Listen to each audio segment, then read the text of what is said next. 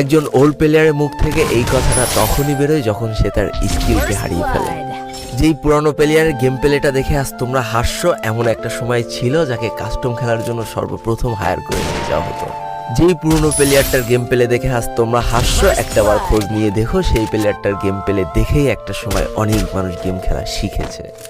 যেই ওল্ড প্লেয়ারটার খেলা দেখে আজ তোমরা তোমাদের গ্রুপে নিতেও লজ্জা পাচ্ছ, খোঁজ নিয়ে দেখো সেই ওল্ড প্লেয়ারটা কোনো একটা সময় কোনো একটা গিল্ডের লিডার বা অফিসার ছিল।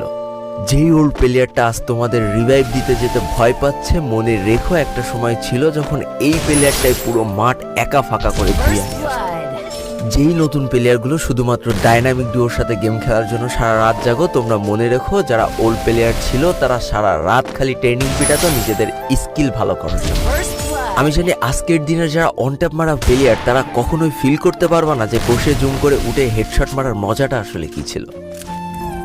আমি জানি যেসব ওল্ড প্লেয়াররা এই গেমের থেকে হারিয়ে গিয়েছে তারা এই গেমটাকে আজও ভালোবাসে। জীবনে এমন হাজারো ওল্ড প্লেয়ার আছে যাদের ফ্রি ফায়ারই ছিল জীবনে প্রথম রাত জাগার কারণ।